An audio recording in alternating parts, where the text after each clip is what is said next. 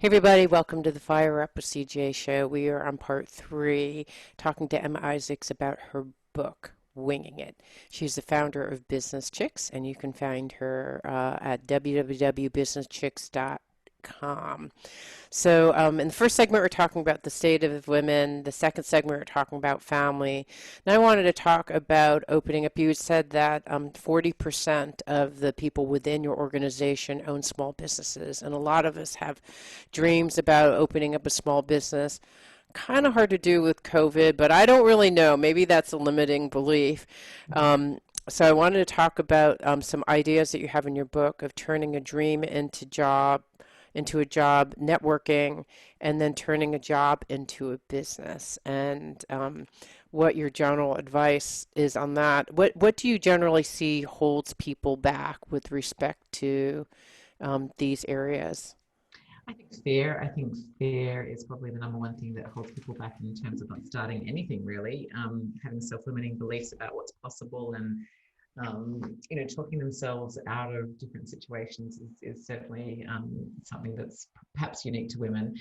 I really believe that entrepreneurship or, the ability to start a small business is, or lies within every single one of us. I really truly believe that. And I also believe that we have a set of unique skills and we have a set of unique characteristics or talents that we can excavate and amplify and put out into the world. And we may not know what they are yet, but it's certainly a life journey to uncover those. So that's what I think about business. I think it's within all of us to get something off the ground. And it doesn't mean that you have to be the world's most charismatic person or the world's smartest person or the person with the most amount of money. I came from a very humble family. My parents are amazing, and I'm still very, very close with them.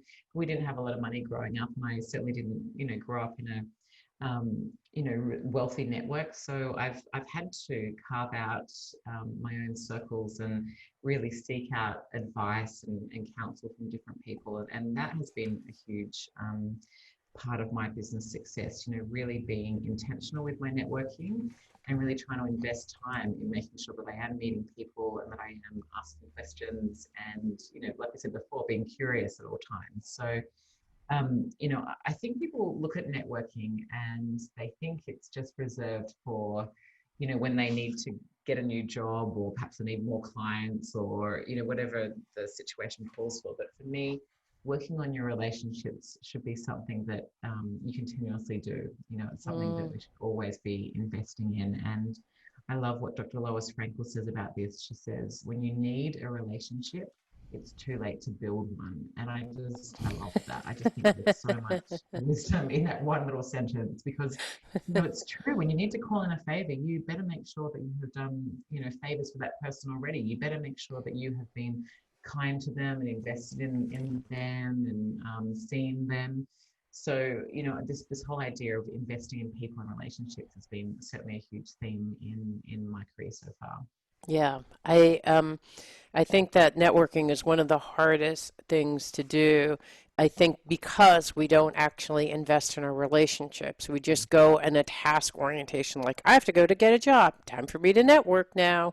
Yes. And so that's kind of, it's just and I love that because in some ways it's just a shift in mindset Mm, from networking to investing in your relationships. That right. one feels so much more warm and inviting. The other one is like, oh, I've got to go network, Yeah. like Yeah. go like connect all these different chords together and put myself together to Exactly get right. energized. Yeah. Technology. Yeah. It's, I mean, I think it comes back to, this idea of just trying to be kind to every single person you meet and, trying to see everybody, whether they're the janitor or whether they're the CEO. And I've really tried to do that. That was definitely a value that my parents instilled in me. We used to go for walks in the morning and my parents would say hello or good morning to every single person they walked past. And, we just, Nice. in our headquarters, we've got like a barber shop below, and I make sure I always talk to the owner and give her 5 minutes of my day in the morning just to make her day. I mean, like, what's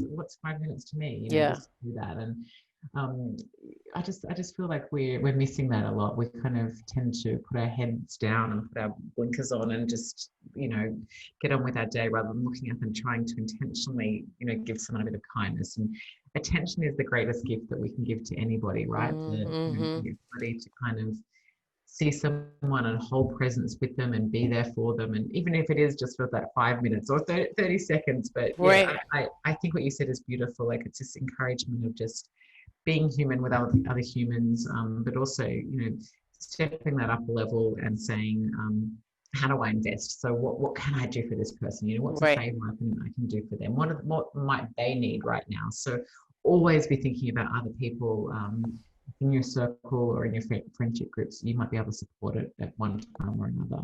Yeah.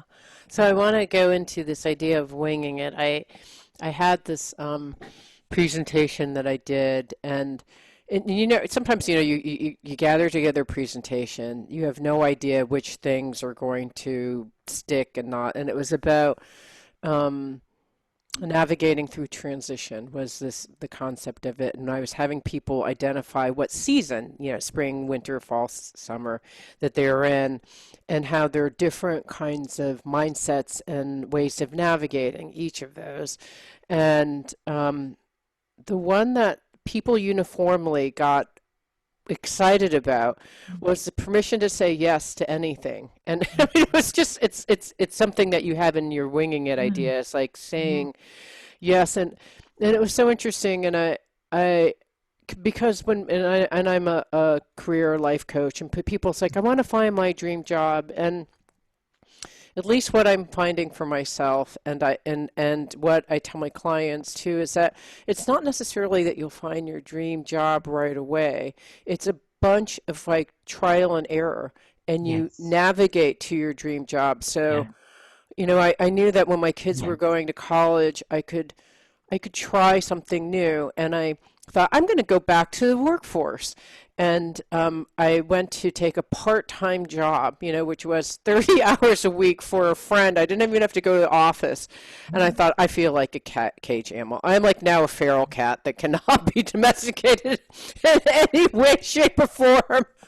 I can't work in a corporation. So that just cut mm. out a whole bunch of things for me. Sure. Then I tried doing a nonprofit, and God bless nonprofits, I can't do it. Like if I don't have a clear goal, I just can't do it. So Mhm. I couldn't do that. And then I thought, okay, well, I don't know what I'm gonna do. And so I thought I'm really interested in this. It was predictive index, so I'm gonna go get a certification in that, and Myers-Briggs can't hurt my coaching. It'll probably help. I don't know where this will lead. Yeah. So I did it, because actually what was happening is I was not networking, but I was meeting with friends and I was really open. So a friend of mine said, you should go take this predictive index thing. So I went and got certified. And then after I got certified, someone gave me a job to do a predictive index consultation and to like run it for their whole team and to Great. create Yeah. team culture. And I was like, I guess this is what the universe wants me to do, so I'll do it. And I thought, oh, actually, I like training. I Mm. like working with groups of people. I never had the opportunity to, because like when you're working part-time with kids, I just felt like I couldn't go out and be a reliable resource for a corporation. But I thought, oh, I like this. And so then I thought, oh, I'll just do more of that. And then that just kept on. And then, someone said, would you like to go do this thing working with diversity, equity, inclusion? And I was like, okay. So I went, Sure. I went doing that. And so like it's not as if your life follows like a tree Mm, where it's like, mm, just like one branch. It's more like it kind of mm. is branching like little Yeah. different aspects, and it's saying yes, like you were saying, when Mm, it feels right or your gut feeling says yes. And I think I don't know, that's my own sense about dreaming, finding a dream job, is that mm. it's not a straight line. It can be a zigzaggy line, but it's not like a line. It's not like a line that goes. It's not like it goes northeast and then south. Right. South. It's not like this Yeah. like scattergram, like big circle. But it's Yeah. like it's like a zigzag in a direction, and that Yeah. seemed to help. And that's kind of a winging idea. What have you found for like winging it and finding your dream job, like for either yourself? I mean, has your life followed that same path? And how about your Yeah. I mean, clients?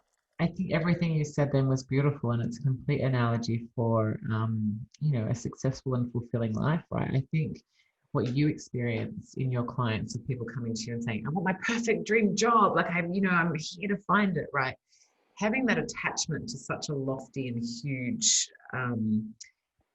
construct or idea can often be really dangerous because again it's kind of like going for perfection, like I'm going to nail it and it's going to be Hmm. bad, right? So and I see people doing that, and they come to me for advice on starting a business or wanting to become an entrepreneur, and they're like, I want to be in Netflix, or I want to be an Airbnb or an Uber, and it's like, dude, like, do not start there because you are setting yourself up, Mm. you are setting yourself up with a set of expectations that are likely to unravel you and cause you to think that you're a failure, and really derail Mm. you in the process. So, this attachment to this huge, lofty kind of idealistic Mm. construct can often be the undoing, right? So, my way of being, I suppose the Mm. winging it way of doing it is to say, you know what, we don't know what that thing is, right? And I cannot describe it to you, and the path is not linear to get there. If I knew A to B to B to C, I would tell you that, but I'm here to tell you life does not work like that. What you must do is go forward, say yes, experiment, all these things we talked about, have a go. Didn't like that, so turn left, try that. It's like the sum of all the parts, right? That is how you come across and fumble your way into and stumble trip into something better each time. It's through the learning, it's through the doing, it's through the experimenting, and that you find it. So, I think your the story is beautiful. I think the encouragement is beautiful. I think it's very, very hard. Very few people are blessed to kind of know exactly where they want to end up and exactly what that's going to look like, right? So instead of the stressing about the end game, just focus and relax into the first bit, the first step. And I think when you can just take that weight off of you and just have a big deep breath and go, you know what, I tried that, I'm going to try something new. You know what, I tried that, I'm going to try something new. And yeah, just relax into the process. That'd be one form of advice that I'd offer up. Yeah, the in software development, they have this idea of agile computing. Yeah. And so it's just like before the whole like you're going to release a set of software, you don't know whether it's perfect. The bugs will arrive. When the bugs arrive, you fix the bugs. You just Yeah. move on, and Yeah. you Just don't update dwell and upon your mistakes.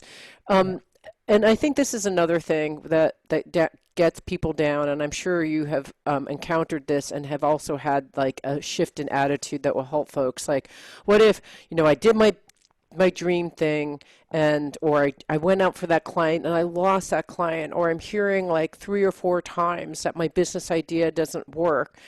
I mean, how do you, bring yourself back up from rejection, or it's 3 different jobs that you've tried to interview for, they aren't working. How do you get people lifted up from that place? You try again. As simple as that. You make a choice to try again. It's like you can choose that. It's like I firmly believe we can choose happiness. I know that sounds very woo woo and perhaps again idealistic, but we can actually choose these things. So it's not to say it's easy. Everything great and worth doing is hard. But I just encourage people to, like, it's this thing of, it's not as if I was born with this huge amount of confidence, right? It has been something that I've had to work on every single day and cultivate and manage my self-talk and bring people into my world that I can bounce off of. I've had a business coach for the past 20 years, and that's been a tremendous advantage for me to go into those sessions and say, okay, this is what I'm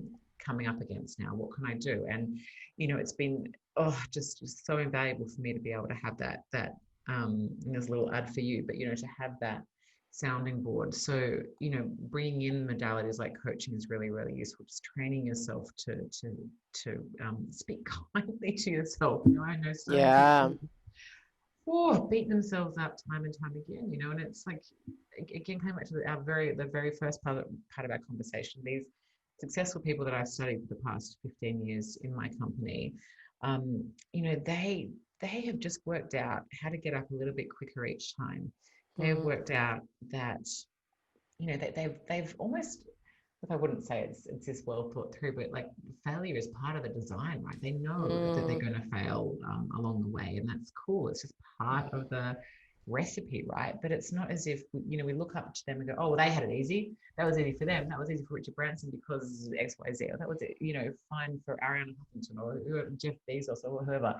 It's not. It's just that they have learnt skills to be able to pick themselves back up again and to manage their self-talk and to develop a level of confidence and to ask for help and to ask for advice and to ask and continuously, investigate and inquire. So, these things are not new concepts. These are age-old, sound concepts that is not new for anybody, but they work. And Mhm. it's a practice. They call it a practice because it takes practice. It just takes getting up more times than you fall, and you just got to practice that over and over. I love it. I love getting up a bit quicker, and that failure is part of the design. It's just it's and to be kind to yourself, because what I think that I typically do is it's a little bit of oh gosh, it's not celebrating the unexpected, which is part of your winging it, Yeah. aspect. It's, Yeah. to kind of like, well, now I Oh know. well. Yeah, Yeah. now that didn't work. Try again. Like it's like I without kind of like, oh, you should have known better, or what were you thinking of reaching so high? All these kinds of like self-punitive Yeah. self-talk versus kind of like, well, you'll do it better next time, or that's how you learn. Got to Yeah. learn how to, get up again, keep on Yeah. going. Absolutely. There's a part of my book where I talk about being pragmatic and not dramatic. And that is something that I've really tried to work on for myself as well. And it helps me bounce back a lot more quickly. And I don't know if it's the Australian in me, like we tend to be fairly chilled about a lot of things, but I have worked on it, but it's this idea of, when something goes wrong, try and lessen the time that's spent in the drama, right? So I'm not someone to get on the phone and call my 10 girlfriends, can you believe what he said? I just, I'm like, Yeah, okay, so that happened. That sucked. So let's move it right along. right. Just trying to be really pragmatic and pick myself up as fast as possible. And I don't know, it mostly works. I love it. We've been talking to Emma Isaacs about her book, Winging It. She's also the founder of Business Chicks, that you can find her on www.businesschicks.com. Thank you so much for being here and to inspire us to just not be perfect all the time. You don't have to have a plan. We don't have to be perfect. We don't have to figure it all out, but you need to play in the game to win the game. So you got to go out and do it, right? Just go out and do it. Absolutely. Just make it happen and be kind to yourself. Remember that. Yes. Remember Yes. that. Be kind to yourself. Be kind to others, but ultimately have a go. Start somewhere. And I think the other Going thing that I'm hearing too somewhere. is and like ask for help. Yes. Yeah, 100%. And you know what? Ask 100 times. Like if someone says no, keep asking. Just keep going with determination. Ask 100 times, not just the one time. I love that. Thank you so much. I Yeah. absolutely loved our chat. Thank you so much. It means so much to me that you're listening to the show. Would love your support in any way by giving me comments below or to subscribe to the show or share the show with friends. Thank you again for your support. Love and blessings.